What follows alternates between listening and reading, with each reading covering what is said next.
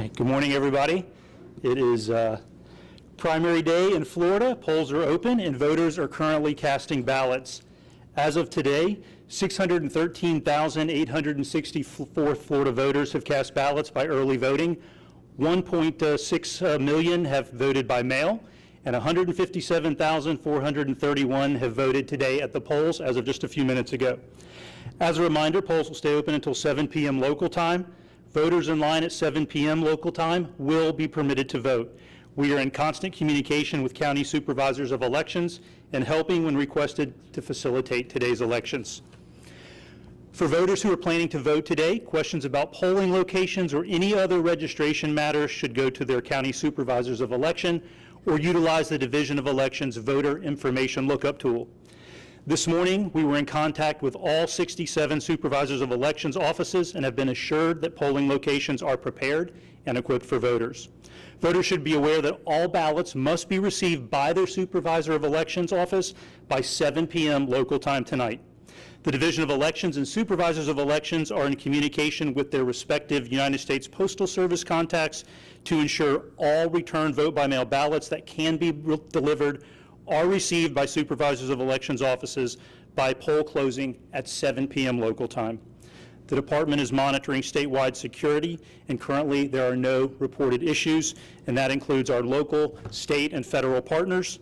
The Division of Elections offers a toll-free assistance hotline, 1-866-308-6739. That is in English and Spanish, and voters can also contact their local supervisors of election for election information. Tonight, Florida election results for the primary will be available on the Florida Election Watch website, floridalelectionwatch.gov. Visitors to the site will be able to track results by county and can also compare statewide and county results. Please be aware that while Florida polls close at 7 p.m., we do have 2 time zones. And so some of the polls in the Panhandle will close at 8. Voting will not be completed statewide, and that's 7 p.m. Eastern. 8 p.m. Eastern, 7 p.m. For those in the other time zone. And voting will not be completed statewide until 7 p.m. Central and then 8 p.m. Eastern time. Election results will be published on the floridalelectionwatch.gov website after 8 p.m. Eastern time. We are fortunate to have numerous options in Florida to cast our votes safely and securely. We encourage all Floridians who have not voted to use those options today, as there is still plenty of time. I'll now take questions. Secretary, yes. I wonder, you've been in contact with all of these election supervisors. Have they given you any indication that they're struggling keeping up with some of the new requirements of the new elections? No, anytime there's a change in the law, there's always going to be a few growing pains, but we have a great relationship with our 67 SOEs, and we're here to answer their questions. They've been great partners, and so as of now, we've not had any hiccups with regard to implementing the new law. Can I ask you to just talk a little bit about confidence in voting? After the last election cycle, there have been so many questions about the integrity of voting, about whether your vote counts. And I'm wondering, especially with your experience and work with like the Defend Florida group, which has raised serious questions about the integrity in Florida, what are you doing to reassure people that they should trust that their vote will matter? Sure. Thank you, Mary Ellen, for the question. And it's a very important question because there were lots of questions after 2020. But here's the good news for Floridians. In 2020, we had a great election. The governor has said so. I have said so. All of our supervisors of elections have said so. So yes, there continue to be questions raised, and we address those. I address those and talk to voters across the state about any concerns that they have, but I always reassure them why Florida leads the nation. In fact, there was an article yesterday on Real Clear Politics that said Arizona should follow Florida. And when I talk to my colleagues around the country, they ask me and point to Florida as the model on elections. That doesn't mean we can't do better. We're always striving to improve. It'll never be perfect, but I think we're getting it right, and that's the message we have for Florida voters. Can you speak a little bit about the new election security force? And this will be sort of an early introduction to them in a way. You have a toll-free hotline. Presumably people could be calling with tips of allegations of some wrongdoing. I'm wondering your thoughts on deploying that security team and how they're going to follow up on things. Sure. So the Office of Election Crimes and Securities, and I just want to be clear, when you say deploy, they're not going out, and they're not a police force going out to polling places. I want to make that perfectly clear. Those are investigators within the Department of State that take in and investigate allegations of criminal activity in violations of our voting laws, and where necessary, we make referrals to the appropriate law enforcement agency. Sometimes that's local law enforcement, a local state attorney, or it could be FDLE or the statewide prosecutor's office. So, and those are activities that were going on before the Office of Election Crimes was created. We were doing that within the General Counsel's office, but the thought of the governor and the legislature was to make that a more streamlined process, so that there was, to Mary Ellen's question, to increase confidence in the state that our laws are being enforced when it comes to voting laws. That suggests that this is going to be done on a sort of a confidential law enforcement basis. You are not planning to announce that a security breach may have happened in such a county, for example, if that's something that you stumble into one way or a complaint of. We take all allegations seriously, and obviously security is seriously, not only of our physical infrastructure, but also of our people. And so, as I said in my opening remarks, we're in constant contact with our local, state, and federal law enforcement agencies to ensure that our voters and the voting system is secure. I have a couple. Yeah, sure, Gary. The first one's real quick, just a logistical question about Yeah. tonight. The new election law did make some requirements relative to both the state and the supervisors, kind of posting some information, including you all, I believe, were supposed to post turnout data as it comes in from the supervisors. And then the county supervisors, as I understand it, we're finally supposed to know how many vote by mail ballots are out there and haven't yet been counted. Is it your understanding, are the counties going to be able to handle that, and are they going to be doing that tonight, where we're going to be able to go to their websites and say, okay, they've got 20,000 vote by mail ballots, I'm saying theoretically, Right, they sure. haven't counted. Yes, you've accurately described how that process should work. Once again, some new laws have been implemented, and we'll see whether or not there's any hiccups in that process, but have not had any SOEs express any concerns that they will not be able to meet that requirement. And then my follow-up question has to do with sort of amplifying what John's. So in regards to what was announced last week and going forward, the affidavits show, and then on top of the affidavits, for instance, I just saw correspondence between your department and Gadsden County where they identified 20 people who the supervisor in Gadsden says it appears that they were either sex offenders or murderers, and they voted in the 2020 election and they weren't eligible. My question is, a lot of these people appear to have registered to vote in 2019 and 2020. Have you asked questions of the Division of Elections as to why these people weren't flagged and removed ahead of the election?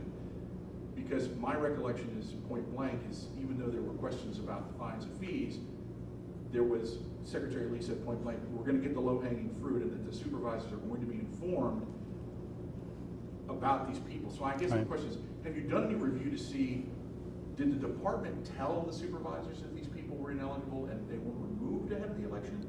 Or is it just that they fell through the cracks? I'm just kind of Right, sure. No, and I appreciate the question, and there has been, the reporting on this, I think, has been a little confused. The 67 supervisors are independently elected constitutional officers. They have every bit of statutory authority to do their own list maintenance. So we work in partnership and in tandem. There's been some, I think, misreporting that they're waiting on the Division of Elections to tell them to remove somebody. That's not how the process works. We do send down files to the supervisors and tell them we think we have a question about this individual, but that doesn't prohibit them from doing their own investigation and removing. I mean, unfortunately, Amendment 4 has caused some confusion, but those individuals that, especially the ones that were arrested last week, I mean, murderers and sex offenders were specifically excluded from the Amendment 4 process. There should have been no issue with those individuals, except for the fact if someone could have received a pardon, they could have received executive clemency, and before we remove anybody from the rolls, we want to make sure that we're getting it right. But do you understand my question? My question is whether or not you went back and identified whether or not the department and the division had in fact told some supervisors that they had concerns, and that maybe that wasn't accurate. I guess that's what I'm trying to figure out. Yeah. With the creation of the new office, I'm in review of our entire procedure and how we do that. So that is an ongoing process as to where we can do better in communicating with the supervisors on whether or not someone is eligible to vote or not eligible to vote. If there's any problem with these cases, as you've seen some of the anecdotal stories of individuals, it's on the supervisors, it sounds like you're saying, in training their personnel as to, working with a prospective voter, whether or not they're eligible or not, and speaking to them. And then when it comes to the actual act of registering and checking whether that person is eligible or not, that is all the responsibility of the county supervisor, not the state. So it can be a combination depending on how someone decides to register. But once again, just like with qualifying, it's a ministerial function. If someone puts on the registration that they're eligible, that's accepted and put on the rolls. And then it's then up to the supervisors and the state to conduct list maintenance and determine whether or not those people should or should not be eligible, and there's a process for that. So part of this is there's a criminal investigation, and courts and juries will make those determinations as to whether the evidence determines that those people committed some type of crime. But on the other side is the civil side, which is the list maintenance side, which also has its own due process protections, and which we are very mindful of to ensure that we're not removing someone who is an eligible voter. Can I just follow up? Yeah, sure. Last one. Thank you, Mary Ellen. Yeah. Well, I actually have two questions. Okay. The first one is, just to follow up, as a recent member of the legislature, I think the legislature did identify a need for resources because of Amendment 4, and the kind of the added work to clear these lists, to make sure that felons are adequately voting. Have you concluded that that both counties and your office have sufficient money to make these lists updated and valuable? Sure. So we will be making additional legislative budget requests because this is very time-consuming work. But one of the places I think where we can see the most improvement, and one of the issues that I worked on in the legislature was with our clerks of court, and they're doing things. We have 67 clerks of court, just like we have 67 SOEs. They do things very differently when it comes to documenting felon files and fines and fees. So I want to encourage my colleagues in the legislature to take a hard look at that and see if we can't get some more consistency throughout the state, which will then make our job easier to make sure that individuals who are eligible to vote can. And I also want to point out this, and I wish and hopefully since the media is here, y'all will report on this. People who are felons who want to determine their eligibility can contact the General Counsel's office in the Department of State, and we will give them an advisory opinion letter as to whether or not they're eligible. And so I would encourage anyone who thinks that they are, contact us. We're here to provide that information and to provide that help. One last question, and that is just that, you talk about election fraud, and one of the areas of election fraud that has gotten a lot of attention in the last year is as it relates to these secret campaign contributions relating to ghost candidates, the financial schemes behind the scenes that show that there perhaps are violations of the straw donor ban, where entities are putting money into these secret political committees, and the public doesn't know. Is there any role for your office or to see more disclosure and transparency as it relates to campaign finance that has funded and fueled some of these schemes that have drawn arrests and convictions? Sure, and thank you for pointing out that those individuals, the ones, I assume you're talking about some of the ones in South Florida, that local law enforcement and the state prosecutors down there have been investigating those and are continuing to investigate those, so nothing is falling through the cracks. But certainly, any allegations of voter impropriety, violations of our voter laws, we will take seriously, and we will conduct those investigations should local law enforcement not step in. But as I've said before, it doesn't matter your party affiliation. I mean, if you violate our laws, that's a crime, and we're going to investigate it. All right, thank you guys. We'll be back for availability later this afternoon.